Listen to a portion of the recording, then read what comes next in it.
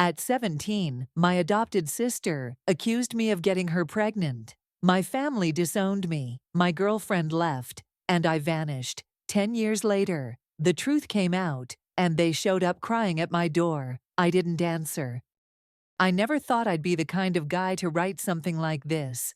But after what happened 10 years ago, I guess I just need to get it out somewhere people might actually listen. My family erased me overnight because of one lie. And now, after everything, the truth has finally come out. I'm not here for pity. I just want to tell you how it all went down. I, Jackson, 27 male, was 17. The night my life ended without me dying. My family was having one of those big Saturday dinners. Grandparents, uncles, cousins, the whole group. My parents loved putting on a show when the house was full. Mom was always in her element when there were eyes on her, talking loud, bragging about how our family sticks together. Dad grilled meat outside, while my brother and I hauled chairs from the garage. And then there was Anne, my adopted sister. My parents brought her in when she was 8 because they always wanted a girl. She fit right in from day one, quiet, polite, shy.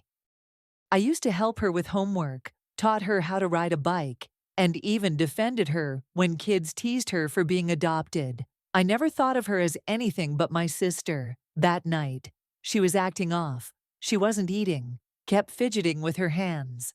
I figured maybe she was sick or just tired. After dinner, when everyone was in the living room, she stood up out of nowhere, shaking, and said she needed to tell everyone something. I remember the sound of her voice. It cracked like she was about to cry. Then she said it. Jackson. He forced me. It didn't even register. Everyone froze. The room went silent, except for the clock ticking. My brain didn't process it at first. I thought she meant something else. Maybe a joke gone wrong. Maybe she was confused. Then she added, "I'm pregnant." My dad's hand was on me before I could say a word. His fist connected with my face so hard that everything went white. I hit the floor, my teeth buzzing, ears ringing. My mom started screaming like someone had died. My brother stood there shaking his head, muttering, "Jackson, what the hell is wrong with you? You're disgusting." "Dad, I didn't. I tried." But the next hit came before I could finish. "You sick bastard," he yelled. Face red, eyes wild. "You brought shame to this family." Anne was crying into Mom's arms, trembling, saying she was scared. My aunt pulled her close, whispering, "It's okay, sweetie. You're safe now." My brother, Jake, stepped forward, spit landing right by my shoe. "Get out," he snarled. "You don't deserve to breathe the same air as us."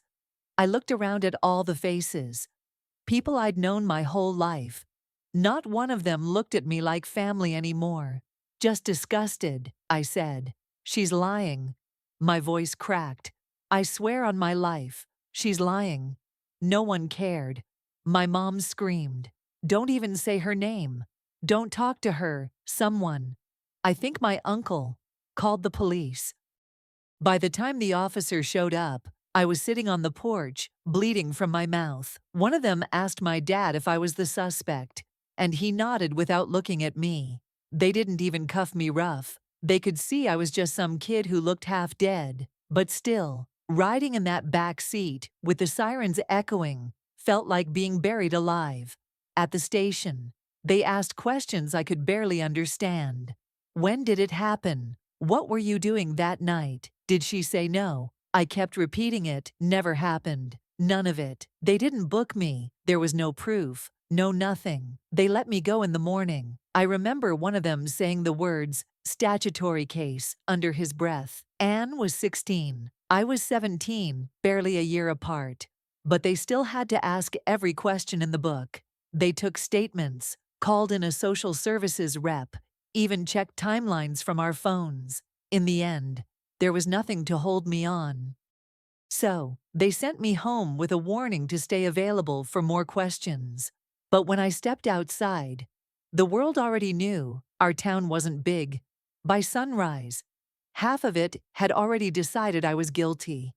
I didn't go home right away. I walked around until my legs gave out, When I finally got back, all my stuff was piled on the front lawn. Clothes, school books, even my backpack. My dad stood by the door like a guard. "Get out," he said. His voice wasn't angry this time, just cold. "You're done here." "Dad, please, you know me. I would never." "Don't call me that. You're not my son anymore." I tried to reach for my mom through the doorway. He turned her face away, clutching Anne like she was the victim of a crime scene. Jake slammed the door behind them. I stood there. My hands were shaking so bad I could barely pick up my bag. That night, my phone buzzed. It was Emma, my girlfriend. We'd been together a year. She knew me better than anyone. She whispered through tears, "I believe you, Jack, I swear I do. But my parents, they won't let me talk to you. They think it's true. They said if I ever see you again, they'll call the cops." "Please don't do this," I said. She sobbed. "I'm sorry. I can't lose them." Then she hung up. I stared at the phone screen until it went black. That was the last time I ever heard her voice. I sat in my car the rest of the night, behind a gas station, 2 towns over. I stared at the cracked windshield, watching rain streak down in crooked lines. In less than 12 hours, I'd gone from a normal kid with a family, a girlfriend, and a future to a criminal in everyone's eyes. Every time headlights passed by, I thought it was my dad's truck, thought he'd drag me back to finish what he started. But no one came. When the sun finally came up, I looked at myself in the rearview mirror. My face was bruised. My shirt still had blood on it. And I realized something simple but final. No one was coming to save me. And that's when it hit me. My family hadn't just kicked me out, they erased me. That thought sat in my chest like a stone. As I drove through the night, I didn't have a plan or a map, just the clothes on my back, a backpack, and $200 I'd had in my wallet. I drove until the gaslight blinked red. The engine coughed near a sign that said, "Welcome to Maplewood." I didn't care where I was. I pulled into a parking lot behind a row of stores, the kind that looked half abandoned. My hands were shaking from hunger and cold. I'd been living off vending machine chips for days. A help wanted sign was taped to a diner window across the street. I stood there staring at it, trying to build the courage to walk in. The bell above the door jingled when I entered. A man stood behind the counter, broad shoulders, gray beard, deep lines in his face. "Can I help you?" he said, his voice rough like gravel. "I saw the sign," I said. "I can wash dishes, do anything, really." He looked me over. My clothes were wrinkled. My shoes still had mud from the roadside. "You ever worked in a kitchen?" "No, sir." He grunted. "You look hungry." "I'm fine," I lied. He sighed and nodded toward the back. "Name's Andy. Sink's in there. You start now. You get a meal after your shift." That was it. No questions, no paperwork, just work. The kitchen was small, loud, and hot. I scrubbed plates and pans until my hands went raw. The first meal Andy gave me was a half-eaten burger and fries from a customer who didn't finish.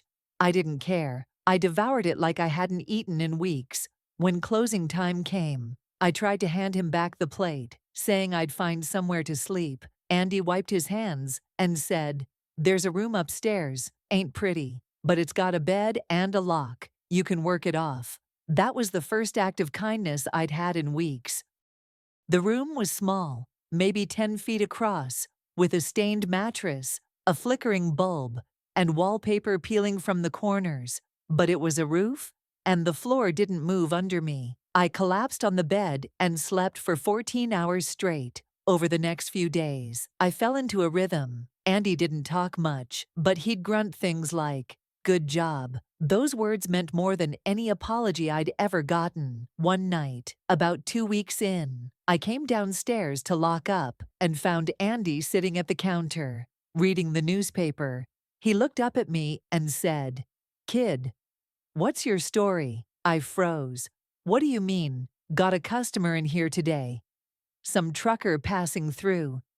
Said he saw your picture in a paper a couple of towns over. Some family thing. My stomach dropped. I started shaking. That's not what it looks like. It's a lie. My sister. My adopted sister. She made it up. I swear. I never. Andy raised a hand. Calm down, kid. I don't care what they say. I blinked at him.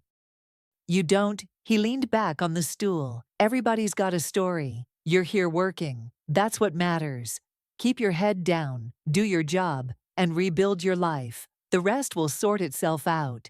It took a second for those words to sink in. For the first time since that night, I didn't feel like a monster. That night, I sat on the edge of the bed, staring at the cracked wall, trying to process it. Andy didn't know me, but he still gave me a chance. My own family couldn't do that. One night, I was looking at my contact list on my phone. I hesitated before calling home, but I needed to hear my mother's voice. Maybe enough time had passed. Maybe they'd realized the truth. She answered on the third ring. Mom, it's me, I said quietly. Silence. Jackson. Yeah, I just wanted you to know I'm okay. I found a job. Don't call here again, she said. Her voice cracked. Your father doesn't even want your name spoken in this house. Then she hung up. I stared at the phone until the screen dimmed. That was the last time I ever tried. Weeks turned into months. I worked double shifts and saved what little I could. Andy started teaching me small things. How to fix a leaking pipe, patch a vent, check a thermostat, learn to fix things. Kid, it's the only way to survive, he'd say. One night after closing, curiosity got me. I searched Anne's name. There she was, smiling in pictures, belly round, family around her, holding pink balloons that said, "It's a girl." My mother stood beside her, proud, holding a cake shaped like a baby carriage. My brother was in the corner of the photo, smiling like nothing ever happened. My throat burned. My stomach twisted so bad, I had to close the laptop. Then I decided I'd never be Jackson Smith again. After that night, something in me switched off. No more trying to explain. No more hoping someone would come around. I was done being the version of me they buried. I threw myself into work at the diner. I'd be there before sunrise and leave long after closing. I fixed leaky faucets, cleaned grease traps, and learned how to replace filters in the old air vents. Andy noticed, one afternoon, while I was unclogging the sink with half my arm down the drain. He said, "You ever thought about learning this stuff for real?" I looked up, confused, like plumbing. He chuckled. Nah, bigger, heating, cooling, air systems, HVAC. People always need heat or cold. Kid, that skill feeds you forever. The way he said it stuck with me. I was tired of scrubbing plates. I wanted something that lasted, something that couldn't be taken from me. A few weeks later, Andy handed me a flyer from the community college down the highway. Night classes, he said, sliding it across the counter. You'd be good at it. You pay what you can. I'll cover the rest until you're on your feet. I stared at the paper for a long time. Nobody had ever offered to help me like that before. Not even my real family. I signed up the next day. The first few months were brutal. I'd work 10-hour shifts at the diner, then catch the bus to night school, fighting to stay awake through lectures about compressors and coils. Every time I fixed something, when cold air came out of a vent, when a broken unit roared back to life, it gave me a rush, like I was fixing myself piece by piece. Andy kept pushing me. Don't just get good, he said. Get so good they can't ignore you. By the time I earned my GED, I was already halfway through the HVAC program. I started doing small repair jobs on the side Andy's house, the diner's vents, a few regular customers. When the certificate came in the mail, Andy hung it in the diner's hallway like it was his own kid's diploma. Not bad for a runaway, he said, patting my shoulder. I laughed, even though it still hurt to hear that word. With Andy's help, I saved enough to buy a used pickup and a set of secondhand tools. I quit the diner and started working full-time for a local HVAC company. One summer afternoon, a co-worker named Derek got accused of stealing cash from a client's kitchen counter. The boss was ready to fire him on the spot. Something about the look on Derek's face, the same panic I'd seen in the mirror 10 years ago, made me step in. "Check the vent," I said. Everyone stared at me. I climbed up, pulled the cover off, and sure enough, the envelope had been sucked halfway into the duct from the return air. The client had probably set it too close to the vent. Derek almost cried. The boss apologized to the client. Afterward, Derek shook my hand like I'd saved his life. Andy heard about it through a supplier and called me that night. "Good job, kid," he said. "You didn't just fix air, you fixed a mess." That's what separates men from mechanics. That stuck with me. Years pass like that. Work, sleep, eat, work again. It was simple, predictable, safe. But sometimes at night, when I got home, I'd feel this hollow space inside me, like there was a whole other life still buried somewhere. One night, while doing invoices, I opened an old account I hadn't touched in years. My hands shook when I logged into social media. I shouldn't have done it. There they were, my family, smiling, laughing, and standing in front of a birthday cake with a little girl, her daughter, who looked about 10. My mother was there holding her, my dad's arm around them like nothing had ever happened. My brother stood in the background, grinning like he didn't spit at my feet once. The caption read, "Happy birthday to our miracle girl. Family is everything. Family." I scrolled through the photos until my chest hurt. Anne looked happy, radiant, like someone who'd never ruined a person's life. I closed the laptop and sat there in the dark, shaking. For years, I'd imagined them falling apart without me, but they didn't. They just replaced me. That night, I sat in my truck in the parking lot after my shift and made a decision. I went home, deleted every old account, every trace of the name Smith. I cut ties with the past like cutting a loose wire. By morning, I filed the paperwork for a legal name change, Jackson Winter. It was my grandmother's maiden name, the only person who ever showed me real kindness before all this. When the new ID arrived weeks later, I stared at it for a long time. The picture looked different, somehow, stronger, harder, not a boy anymore. That was the day I stopped running from what they did to me and started building something they could never destroy. 10 years later, I had my own company, Winter Heating and Air. Just a couple of vans, 3 employees, and a steady list of clients who trusted my work.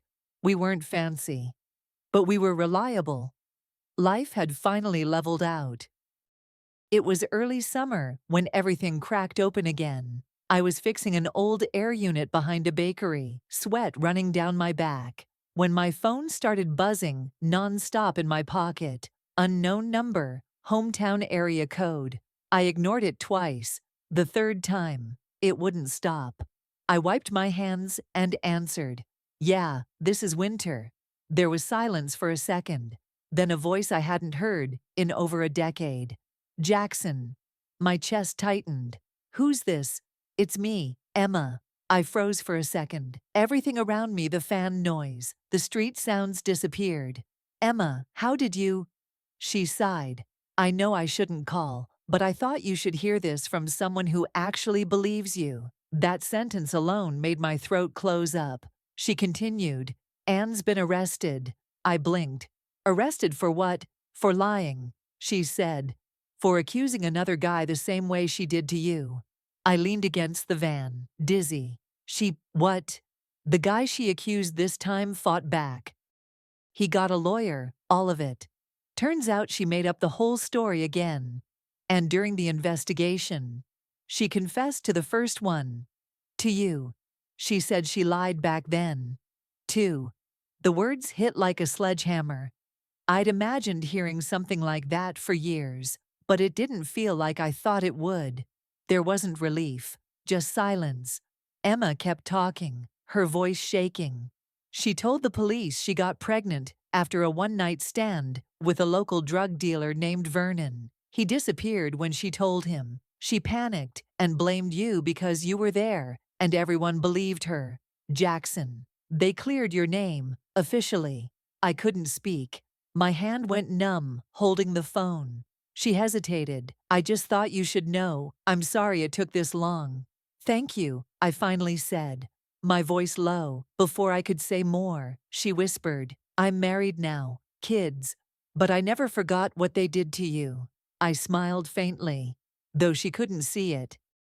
You were the only one who believed me. Emma, you don't have to feel bad for that. We talked for another minute, awkward but soft. Then she said goodbye, and that was it. I sat in the van for almost an hour afterward, staring at the steering wheel. I didn't know if I wanted to scream, cry, or laugh. My name was cleared, but 10 years too late, by morning.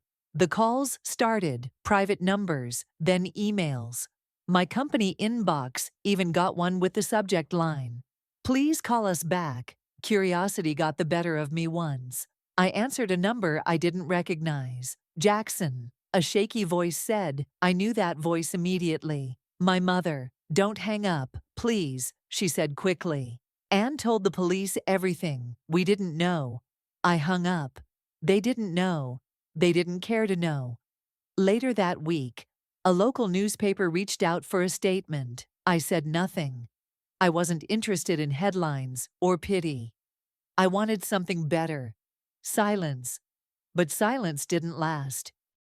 My brother emailed me next, saying he'd been young and stupid and hoped we could start over. My dad left a voicemail. We just want to see you, son. We made mistakes. Mistakes are when you forget someone's birthday. What they did was a choice. So instead of replying, I wrote letters, not the kind they expected. No forgiveness, no soft words, just truth. I told them about every night I slept in my car, shivering, about the moldy room above the diner, about Andy, the stranger who gave me shelter when my own family threw me away. I told them how it felt to burn my school ID because their names made me sick, how it felt to see photos of them smiling around Anne and her daughter while I was washing grease pans for scraps. I told them they didn't just ruin my reputation, they killed my home, my trust, and every bit of peace I might have had left. I ended every letter the same way.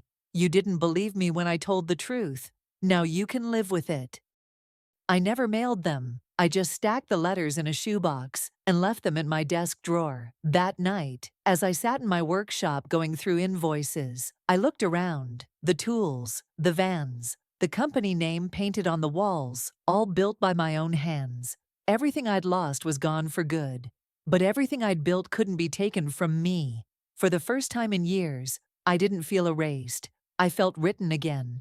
Not by them, but by me. But peace doesn't stay quiet for long. Once the truth about Anne spread through town, the same people who threw me away suddenly remembered I existed. It started with a knock on my office door one afternoon. I was fixing a thermostat unit on my desk when I heard someone call my name. Jackson. I froze. I turned, and there she was, my mom. She looked smaller, older, like someone had drained the life out of her. Her hair was gray at the roots, her hands shaking as she held a casserole dish covered in foil. I made your favorite, she said softly. Chicken and rice. You used to love it. For a second, I couldn't move. The smell hit me, and my stomach twisted. I remembered the last time she'd cooked it the night before. Everything blew up. I stood up slowly. Why are you here? Tears filled her eyes. I just want to see you. To say sorry, we were wrong. Anne lied. We know that now. I leaned against the counter. You're 10 years too late. She wiped her nose. I didn't know what to believe back then. She was crying, and your father. I cut her off. You didn't even ask me. You didn't let me speak. You kicked me out and told me never to call again. She stepped closer. Please, Jack, don't call me that, I snapped. You lost that right. She flinched like the words hit her physically. I pointed at the door. You should go. She hesitated, setting the casserole on the counter. At least eat this, please. I stared at it. Throw it out when you leave.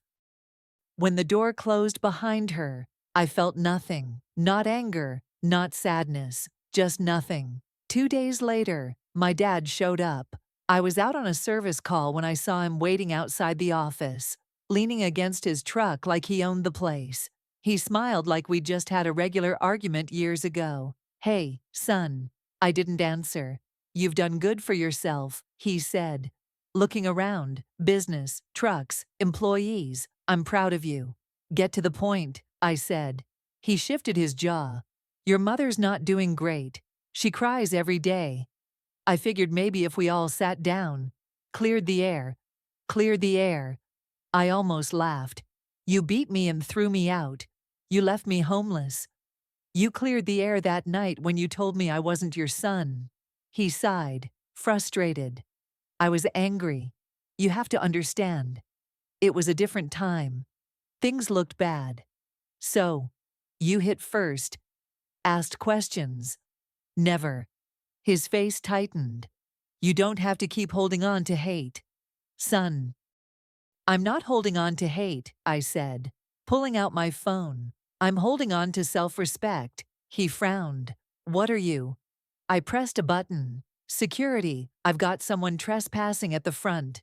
Big guy in a red jacket. His expression changed instantly. "You're calling security on your own father." "You're not my father," I said. "You're a stranger who ruined my life."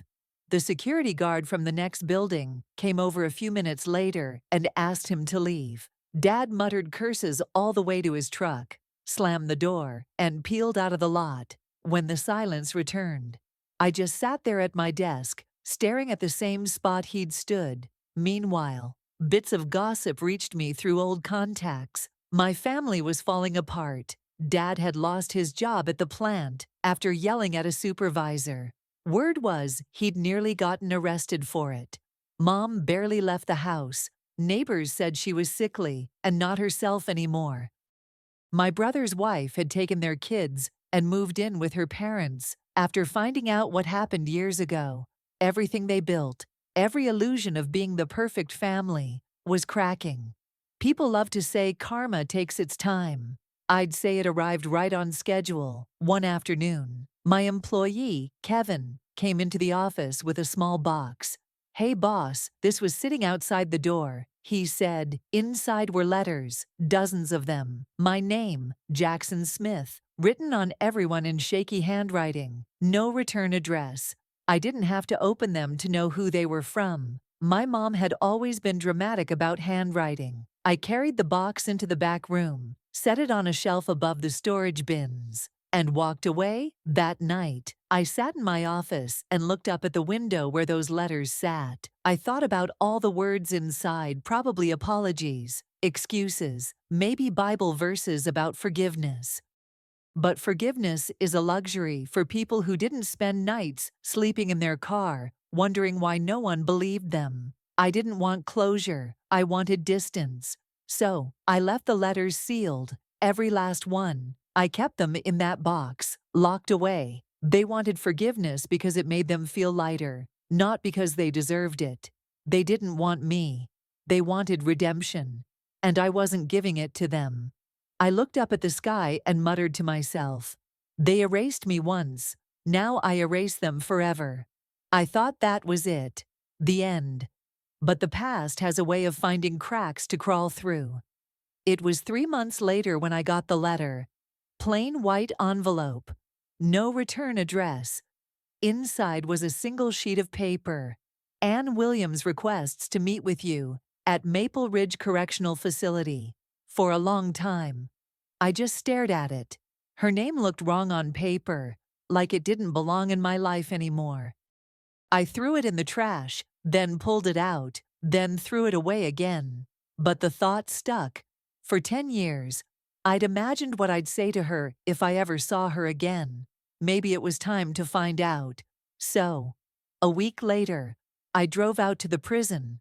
It was 2 hours away, in the middle of nowhere. The guard at the front scanned my ID, buzzed me through, and led me into a gray visiting room that smelled like disinfectant and old coffee. I sat down at a metal table, my hands flat against the surface. Other people around me whispered quietly. Wives, kids, parents, all of them visiting people they still cared about. I wasn't one of them. Then she walked in. I barely recognized her. She was thinner, almost fragile looking. Her skin was pale, hair pulled back tight, face lined and tired. The girl who once cried in front of our family, clutching her stomach and calling me a monster, looked like a ghost now. She sat down across from me, her eyes flicking up once, before falling to the table. "Thank you for coming," she said softly. I didn't answer. She twisted her hands in her lap. "You look different," she said after a moment. "Older. You look guilty," I said. Her eyes filled instantly. "I deserve that." "No," I said calmly. "You deserve worse." She nodded slowly, tears already building. "I know, and I'm sorry. For everything. For lying. For ruining your life. For all of it." "Why?" I asked. My voice came out low but steady. "Why me?" She looked down, her voice trembling. "Because you were safe to blame. You were quiet. You never fought anyone. I knew everyone would believe me because you were, you know, the good one, the easy one. And I panicked." I leaned forward. "You panicked. So you destroyed my life. You panicked. So you made your own brother the villain." Her shoulders shook. "I didn't think it would go that far. I thought maybe you'd just deny it and people would forget. And I'd get sympathy until I figured something out." "Sympathy," I repeated. "You got that. You got a house full of people loving you, protecting you, throwing parties for you, while I slept in a car behind a gas station." She pressed her palms to her eyes. I know what I did." "Vernon?"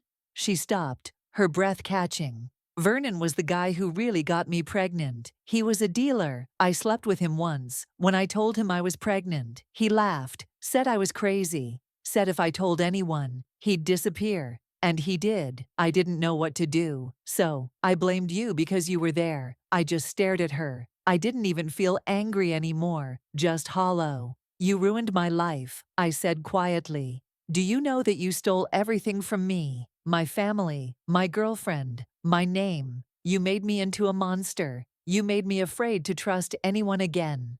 She was crying, wiping her nose with her sleeve. "I've thought about you every day in here," she whispered. "I hate myself for it. I can't sleep. Every time I close my eyes, I see your face from that night." "Good," I said flatly. "You should see it. You should never stop seeing it." She looked up then, desperate. "There's something else. My daughter. They never told her the truth," Anne said. "Mom said it would confuse her to change the story. So, she still thinks it's you." I stared at her, stunned. Even after everything came out, she nodded weakly. "They said she's too young to understand, and that admitting they were wrong would just open old wounds. They'd rather keep the lie than face what they did." "She asks about you sometimes," Anne said. "She's seen your photo, old ones from before, everything. She wonders why you never came around." That hit harder than anything else she said. Somewhere out there was a kid, not mine, walking around, believing the same lie that destroyed me. I stood up, my chair scraping the floor. A few people turned to look. "You don't get to tell me that," I said. "You don't get to throw that on me now, like it's something I can fix." She reached out a hand, trembling. "I'm sorry, Jackson, I really am. I can't undo it. I just needed you to know." I looked at her, and I felt nothing. Not relief, not closure, just the end of something. "You took 10 years from me," I said quietly. "I hope you never sleep peacefully again." She was crying hard now, choking on her words. "I deserve it," she said. "All of it." I leaned down slightly, met her eyes one last time. "You do." Then I turned and walked out. The guards didn't say a word as they buzzed the door open. I got into my truck and sat there, hands gripping the wheel, staring at the fence in front of me. I thought I'd feel free after seeing her, like I'd won somehow. But I didn't. There was no victory in it, just exhaustion. Some things don't fix when the truth finally shows up. Some things stay cracked even when you stop caring. But as I started the engine and pulled away, I realized something. Walking away, not forgiving, not exploding, just leaving, that was its own kind of power. For the first time, I didn't feel erased. I felt finished. A year passed after that visit to the prison, and life settled into something that finally made sense. I sold my old small house and bought a new, decent one just outside the city, 3 bedrooms, a fenced yard, nothing fancy, but it was mine. Every wall, every nail paid for, with work I earned myself. Then there was Rachel. I met her through one of my clients. She was a graphic designer who came in to redo the company logo. I didn't plan on dating anyone, but she had this calm about her. She didn't ask too many questions about my past, just said, "Whatever it was, you're not that guy anymore." We'd been together a year now. She moved in with her cat, and I got a rescue dog named Edgar. Between the 3 of us, the house finally felt alive. Work, Rachel, Edgar, peace. Then one morning, an envelope came in the mail with no return address. My stomach tightened. I thought it might be another apology from my family, but when I opened it, the name inside made me stop. David Kenderson, the second man Anne had accused. His handwriting was neat and short, straight to the point. "Mr. Winter, I'm filing a civil case against Anne for defamation and emotional damage. You deserve that justice. 2. My lawyer says your testimony would help both of us. If you're interested, call me." I read it twice. Then I called him that afternoon. We met at a coffee shop the next day. He was around my age, maybe a few years older. He shook my hand like we'd known each other our whole lives. "Feels weird, doesn't it?" he said, "being connected by something that messed us both up." "Yeah," I said. "But I guess we both survived it." We spent an hour talking through everything. When he asked if I wanted in on the lawsuit, I didn't hesitate. "I'm in," I said. The case took months, but this time I wasn't running or hiding. I showed up in court, sat across from Anne, and told the truth, calm, steady. Without anger, I didn't even look at them when I spoke. The lawyers laid everything out, the false accusations, the manipulation, the emotional damage, the proof she'd done it twice. When the judge finally ruled, the courtroom went silent. Walking out of that courthouse, I felt lighter than I ever had. My reputation was officially clean, but it was more than that. It was like a ghost had finally stopped following me. For once, my name wasn't buried in shame. It stood next to words like truth, justice, vindication. Then the voicemail came. It was late, almost midnight. I was finishing invoices in my office when my phone buzzed. Unknown number, hometown area code. I almost ignored it, but it went to voicemail, and something made me listen. "Son, it's Dad. I don't know if this number is even right anymore. Your mother found it online. I don't have much time. The doctors say it's cancer, stage 4. I don't want anything, I swear. I just want to see you one last time before it's too late." The message ended with a long pause, then a shaky breath. "Please, I'm sorry. I was wrong. Please, son." I sat there for a minute, staring at the phone. Then I hit play again. And then I deleted it. Not out of anger, not out of revenge, just nothing. I remembered the night he punched me, the look in his eyes, the way he told me I wasn't his son anymore. I remembered sleeping in my car behind the gas station, tasting blood and rain. He chose his truth then. I was choosing mine now. I whispered to myself. They threw me out into the cold once. Now I fix other people's air. That's irony, I guess, and peace. They erased me once, but I rebuilt myself. And this time, my story ends on my terms. Steady, quiet, and always moving forward.